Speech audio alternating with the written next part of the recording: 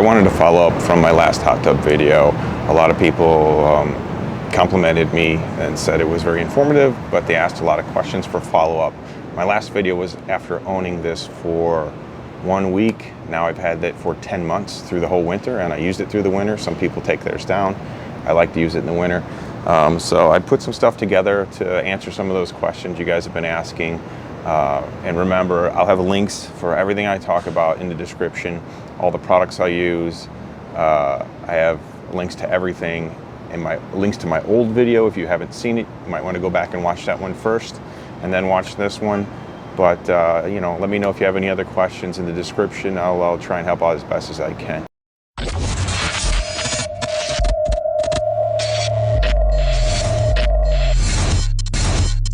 I'll do what I can here to answer any of the questions you guys ask. I'll try and keep up with the comments as you guys, ask more, and if I have to, I'll do another video.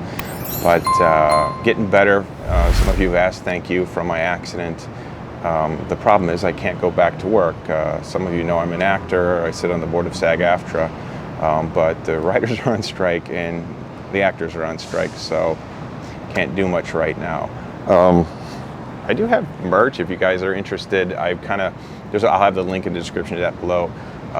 Some of it is my actor stuff, and then I'm coming up with other stuff for actually the industry, because I have a lot of stuff geared towards like the PAs, which are the production assistants. And if you're ever walking around on a location, it's not actually at like one of our studios, but out on the street, and people are always asking, what's filming, what's filming, what's filming? Sometimes they're allowed to tell. Sometimes they're not allowed to tell because everyone's under NDA, it's a secret. A lot of times shows are under fake names, so they won't tell anyone what it is. So I created shirts to kind of make fun of that for anyone in the film industry.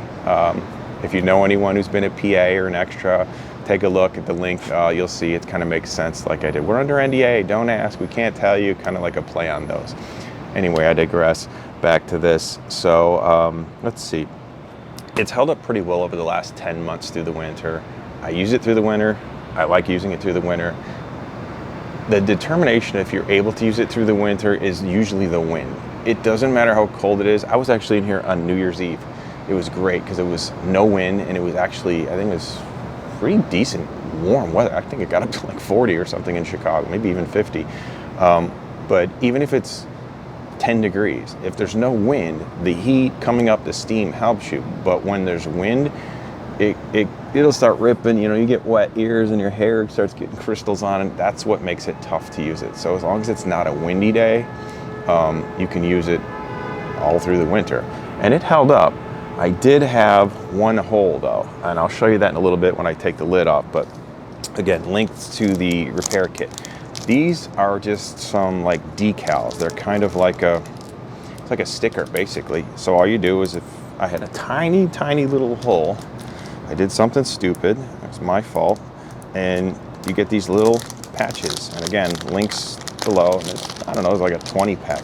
But you just clean it, peel it, stick it, and it held great for months. And then all of a sudden I started waking up in the morning, and when the sun's beating out here bright in the morning, I guess it would melt the glue and it started bubbling the patch. So slowly I was getting a leak, and I kept having to put air in it.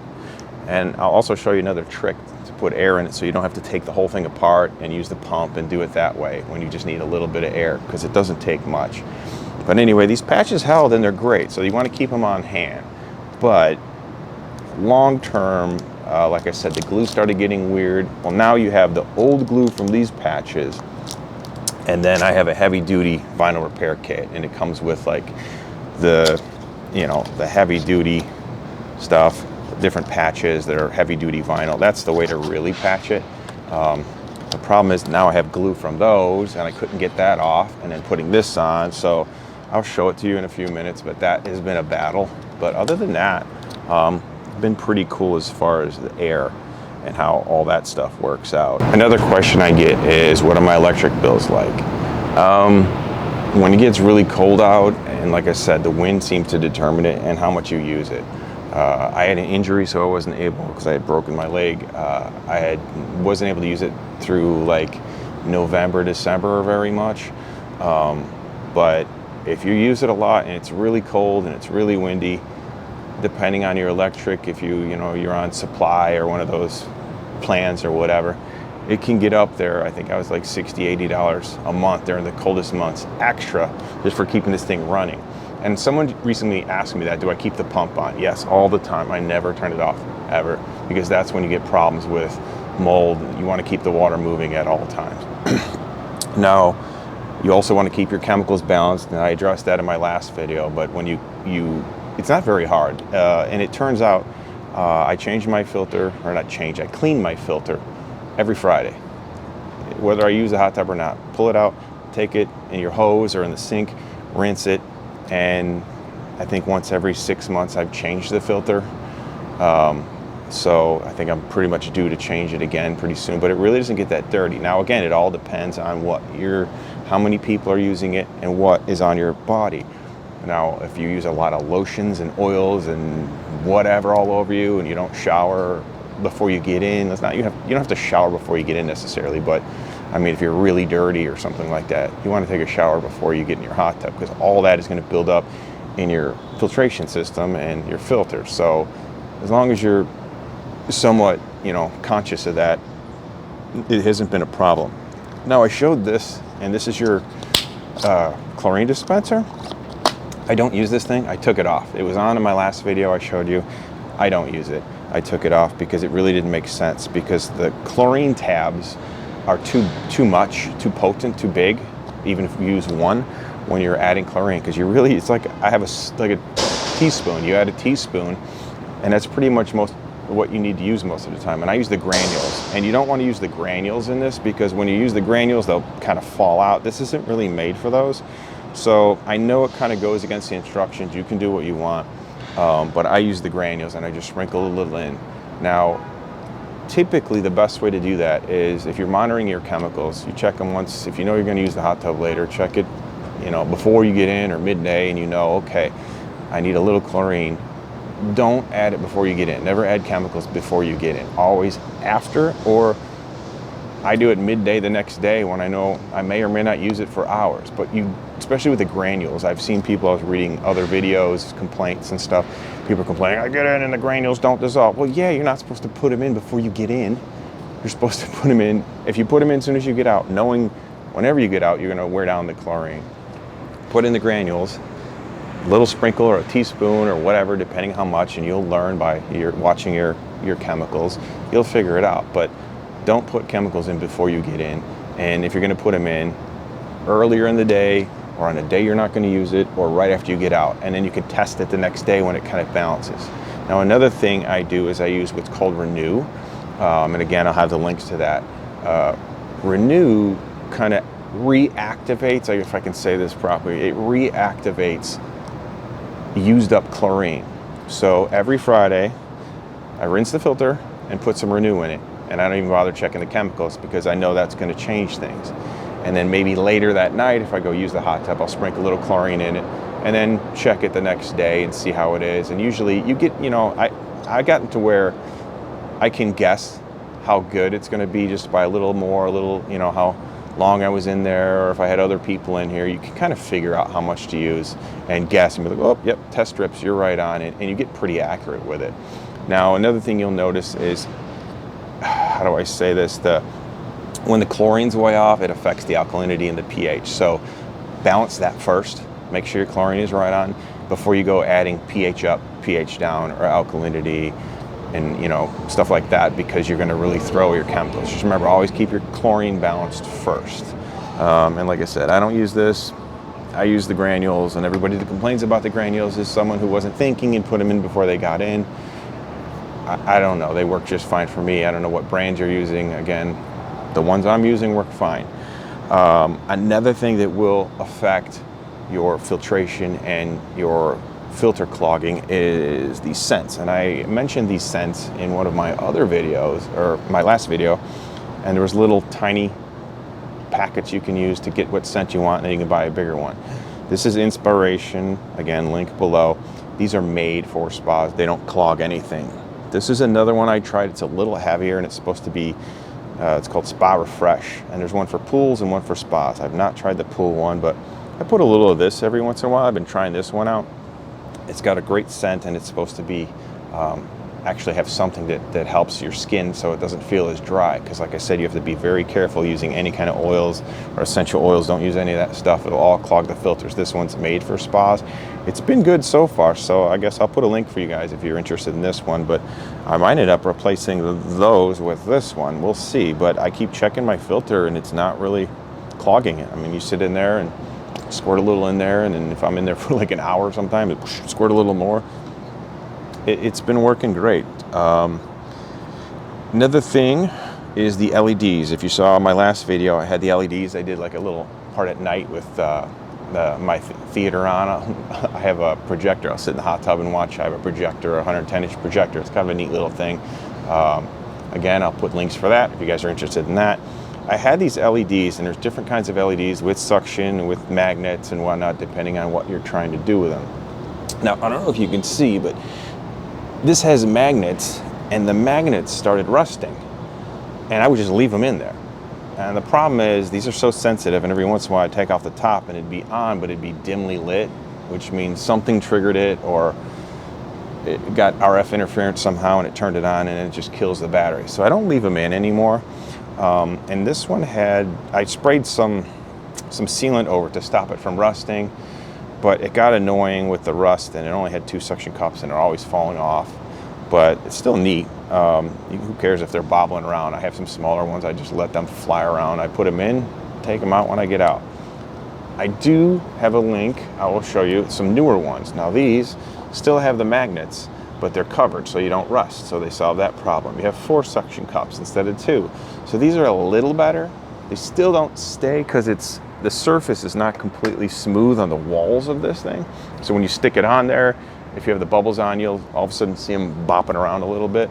No big deal, but these are just a little bit better, and you don't have the rust problem. And again, I take them in and out. I don't leave them in anymore. But you can change the colors and have them morphing and whatever. It's just kind of a neat effect at night. Little toy. Now let's talk about air. Air is a tricky thing, and I grew up racing. I raced motocross, then cars, different types. I did even drag racing, but I raced Formula Mazda, Formula Ford. It's like road racing. It looked like Indy cars, a little bit smaller, but I was a big car guy.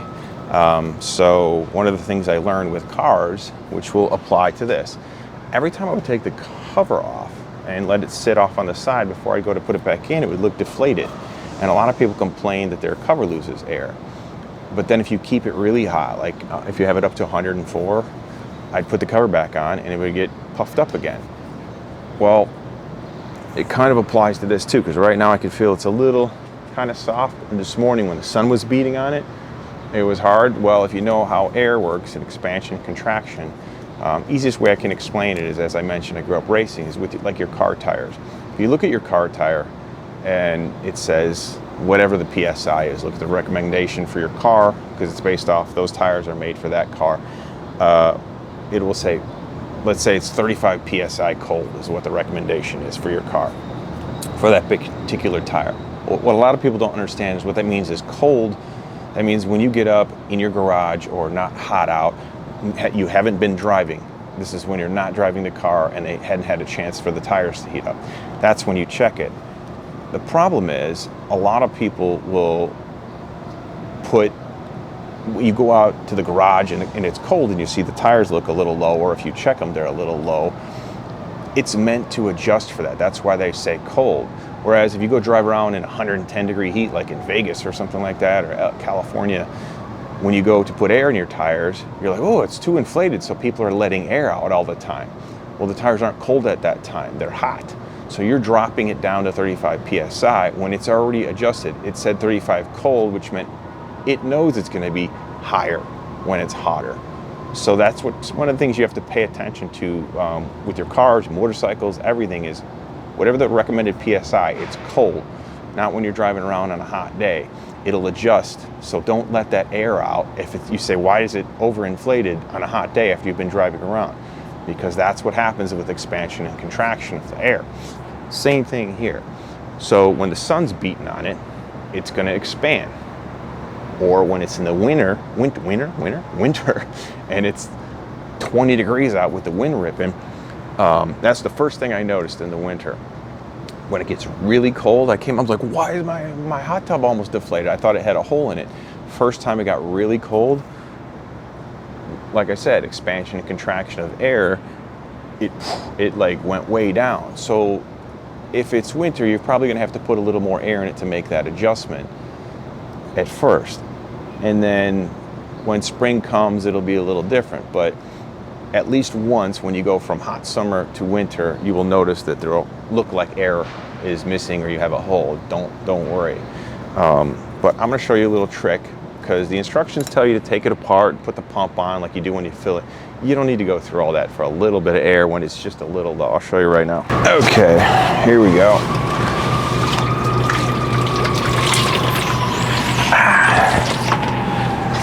Now, oh, these things, I've seen these in my last video. These are kind of like gunky thingies. Helps get some of the gunk off. They're neat. I just bought a new one in kind of like a little 4-pack, but again, you'll see links in my new and this video and my old video for that. In case you haven't caught my old video, this comes in handy for skimming the bugs and stuff off the top. Just like a mini handheld instead of one of those big silly pool skimmers. Comes in very handy. But normally when you're doing air and you need to add air because it's low, you have to take apart the pump, and then you put this hose that I was holding earlier on there, and then it makes a lot of noise, and it's a lot of work, and your water's coming out, and it's a lot of work. If you're draining the hot tub or moving it, that's fine. But when you just need to put just a tiny little bit of air, there's a valve on the side that this goes into. Now, you notice when the air thing's on, it whistles when you fill it up and it makes all this noise. That's because if you look, there's holes in this so that most of the air blows by. So just be conscious.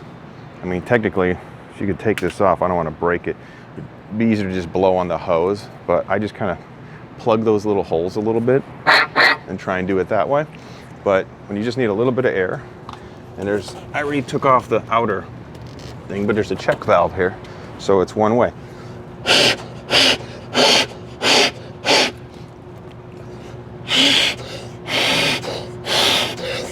And that's it. I mean, just stuff like that. You just need to add a little bit of air. That's all you need to do. And then make sure you put the other outer cover on the check valve.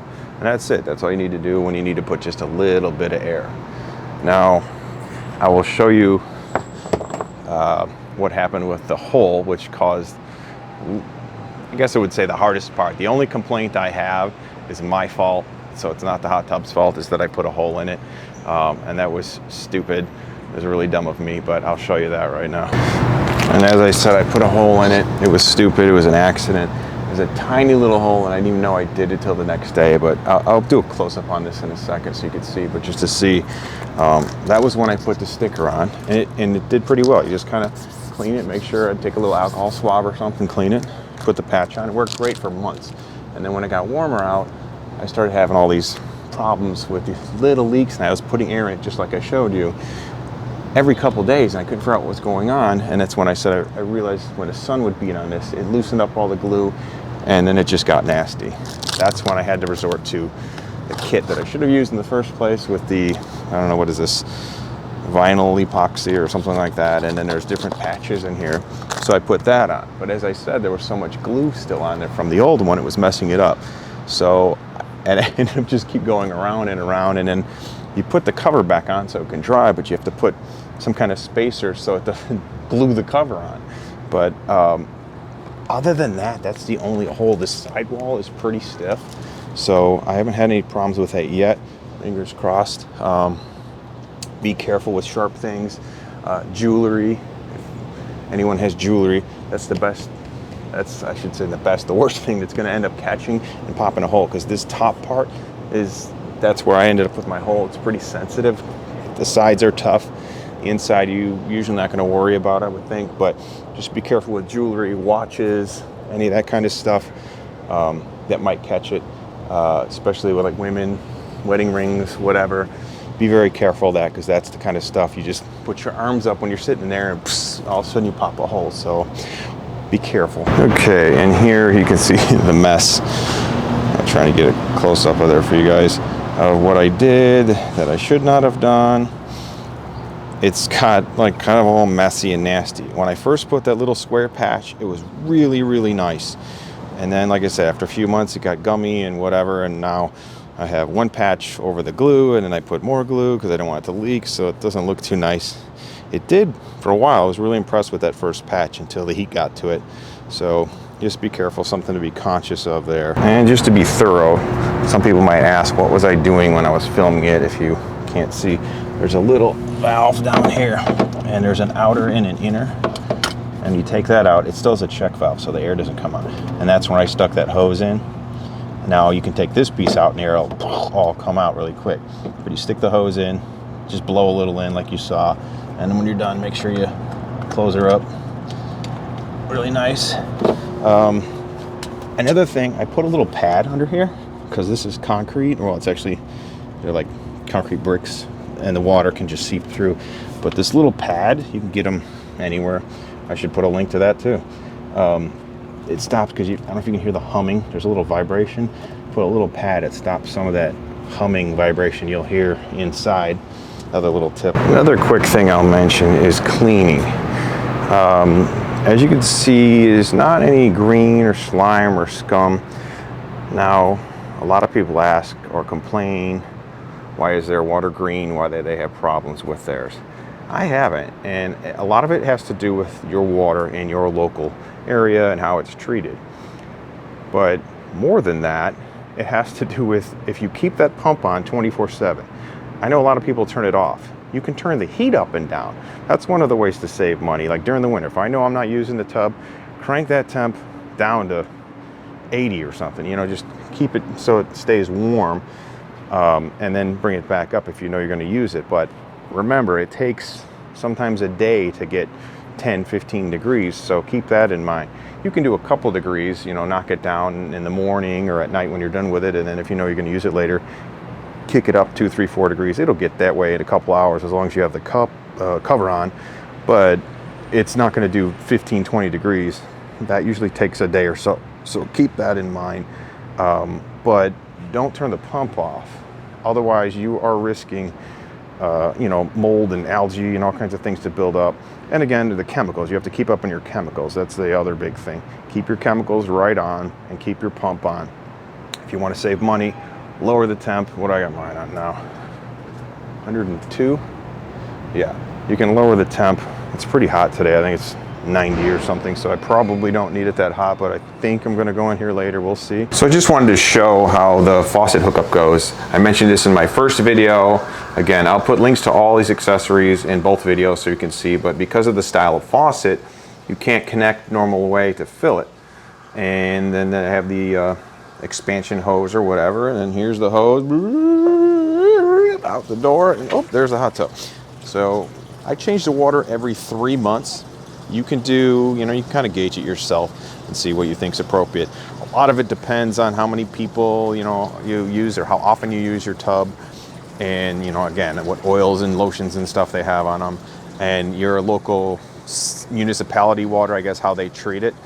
But if you keep the pump on all the time, keep the chemicals, you should be fine. Like I said, if you want to save money and you're not going to use it for a while, turn the heat down. Give yourself some time to get it back up before you try and jump in, because it's not very fast. But you always want to keep the pump on. Think about it like this. When people ask me that, I used to have a very large hot tub in the suburb, and it pump runs 24/7, never stops. But even that one, to keep it clean, there's an automated cycle where we'll turn on all the jets, just because you need that much movement to keep it from getting nasty or whatever. And that would automatically cycle, I think it was a half hour a day, every day, on top of the pumps always being on and always circulate, for heat and moving the water. So you just can't have the water sitting still. So the people that are asking me, can you turn the pump off? I mean, I guess you can. I wouldn't recommend it. I never turn mine off. Like I said, you want to save money, turn the heat up and down. And if you're not going to use it, obviously, like during the winter, some people don't want to use their tub during the winter. I do. Go ahead and, drain it and open it up again in the spring. And yeah, enjoy your hot tub.